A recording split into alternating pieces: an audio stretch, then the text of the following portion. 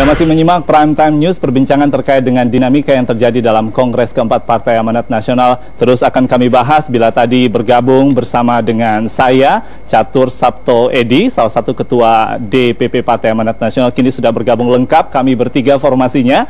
Ada Bara Hasibuan, ketua DPP Partai Amanat Nasional. Bang Bara, selamat malam. Selamat malam. Masih semangat sampai di sini, Bang ya. Terima kasih bergabung bersama kami. Bang Bara, kalau tadi kami sudah bertanya pola dukungan terhadap Hatta Rajasa, Zulkifli Hasan yang namanya kemudian juga menguat saat ini, seberapa besar peta dukungan yang saat ini Anda bisa konfirmasi terhadap pemirsa Prime Time News? Ya, jadi atas nama tim Zulkifli Hasan ya, saya bisa menyampaikan bahwa kami cukup confident, kami cukup yakin bahwa pada pemilihan nanti pada hari Senin, mayoritas pemegang hak suara di Kongres ini akan memilih Zulkifli Hasan. Karena setelah 3 bulan terakhir ini kami mengadakan pertemuan-pertemuan dengan begitu banyak pengurus daerah di tingkat provinsi maupun kabupaten, kami merasakan bahwa angin semangat untuk melakukan perubahan di dalam PAN itu begitu kuat. Konkretnya berapa lama Anda melakukan pendekatan? Ya, jadi kira-kira selama, tadi saya katakan selama 3 bulan terakhir ini, kami cukup ekstensif.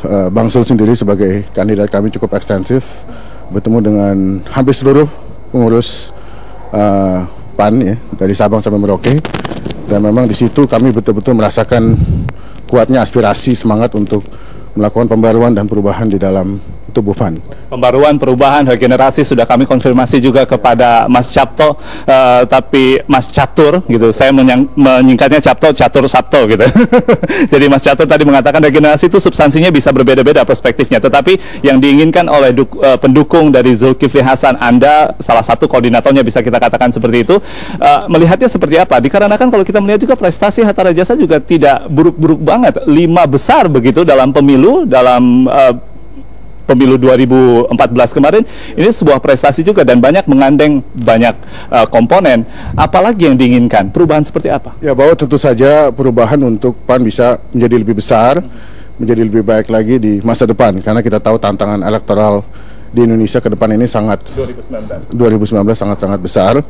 Nanti mungkin akan lebih sedikit lagi partai yang berkompetisi di pemilihan umum 2019, kemudian juga dengan adanya informasi teknologi, dengan adanya kesadaran politik yang lebih tinggi dari para pemilih, dari seluruh rakyat Indonesia, adanya tuntutan bahwa partai itu bisa betul-betul memperjuangkan aspirasi rakyat, bukan hanya dijadikan sebagai kendaraan politik pribadi para pemimpinnya, itu sangat besar. Jadi bahwa di situ kami ingin bahwa selama PAN ini berdiri, mulai tahun 98 sampai sekarang, sudah 4 kali ikut pemilu, memang pada pemilu tahun lalu itu perolehan presentasi suara PAN itu paling besar.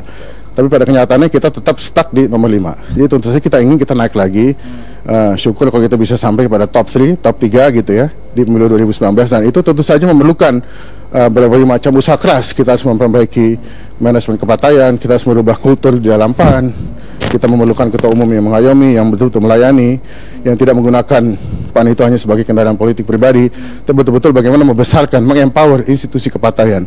Bagaimana kita bisa menciptakan mekanisme hubungan yang lebih sehat antara DPP dengan pengurus-pengurus provinsi ya, yang kita namakan wilayah, dan juga kabupaten yang kita namakan pengurus daerah begitu. Oke. Jadi banyak hal yang akan diperjuangkan oleh Partai Amanat Nasional. Kedua kubu ini tentunya punya visi yang hampir sama ke depannya.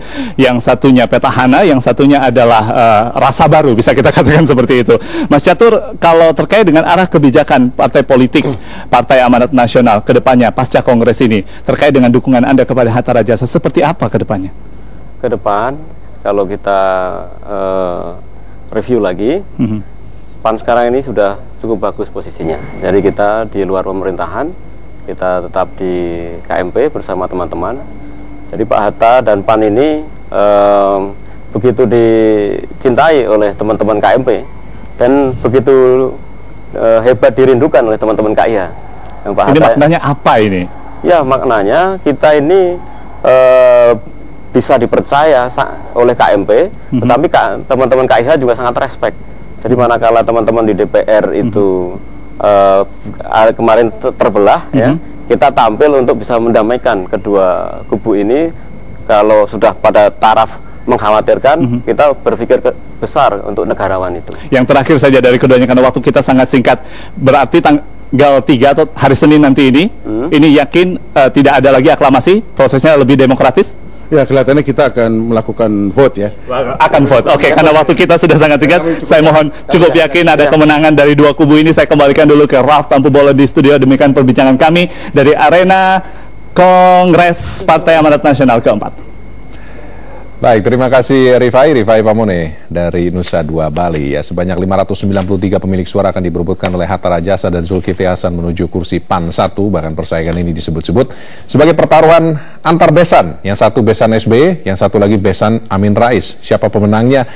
Saya akan lengkapi dengan perbincangan bersama pakar politik CSASJ Kristiadia sudah hadir di studio. Mas Kris, selamat malam. Selamat malam, Mas. Terima kasih sudah hadir. Mas Kris, besannya siapa? Oh, enggak penting. Enggak masalah. Enggak lagu saya. Orang rakyat kecil jadi. Oke, kita break dulu, kita akan mulai perbincangan sesaat lagi.